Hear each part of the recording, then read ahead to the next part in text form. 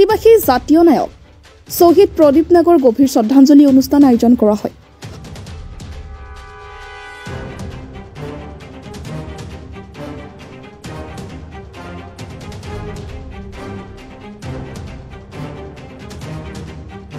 সৰুপথাৰ সমজিলা অন্তৰ্গত উৰিয়ামঘাট ৰাজহুৱা ভৱন প্ৰাংগণত সদৌ অসম আদিবাসী ছাত্ৰ সন্থা সৰুপথাৰ সমজিলা সমিতি, আছাও সদৌ অসম আদিবাসী মহিলা সমিতি উপা গোলাঘাট জিলা সমিতি আৰু ৰাইজৰ সহযোগত জাতীয় শ্বহীদ প্ৰদীপ নাগৰ গভীৰ শ্ৰদ্ধাঞ্জলি জনোৱা হয়। লগতে সহযোগ কৰে সদৌ অসম ছাত্ৰ সন্থাৰ গোলাঘাট জিলা উপসভাপতি বিকাশ বৰা, সমাজকৰ্মী জোৱাকিম এক্কা, গাঁও প্ৰধান লগতে বহুতো গণমান্য ব্যক্তি উপস্থিত থাকে।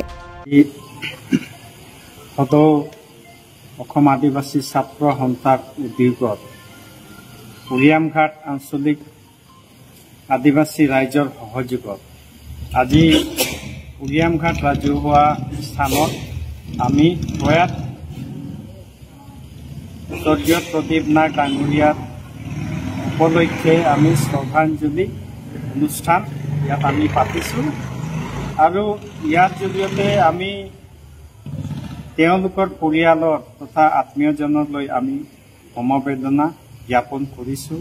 লগতে প্ৰদীপ নাগ ডাঙৰীয়াই আজি আমাৰ লগত নাই, তেখেতে আমাৰ সমাজৰ পৰা চিৰদিনৰ কাৰণে বিদায় হ'ল আৰু আমি তেওঁক যিটো অসমৰ এজন পিছপৰা জনগোষ্ঠীৰ এজন বলিষ্ঠ নেতা, বলিষ্ঠ কণ্ঠ নিশ্চয় আমাৰ মাজত অনাগত সময়ত থাকিব। আমি ভগৱানৰ ওচৰত প্ৰাৰ্থনা কৰিছোঁ আৰু লগতে তেওঁ আমাৰ মাজত নাই আৰু তেওঁৰ যিটো আইডিঅলজি যিটো আমাক দি গৈছে, সেই আইডিঅলজি যাতে আমাৰ সমাজত অনাগত সময়ত জীয়াই থাকে আৰু সেইমতে আমাৰ যিবিলাক কাম কাজ আধৰুৱা হৈ আছে তেখেতৰ মতে যাতে আমি সেইবিলাক কাম কৰিব পাৰোঁ। সদৌ আসামকের আদিবাসী ছাত্র সন্থা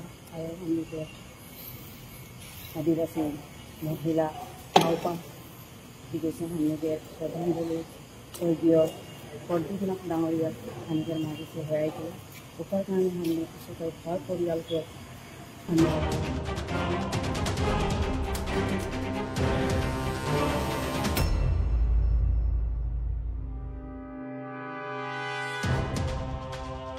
News Text Report, The Northeast Times.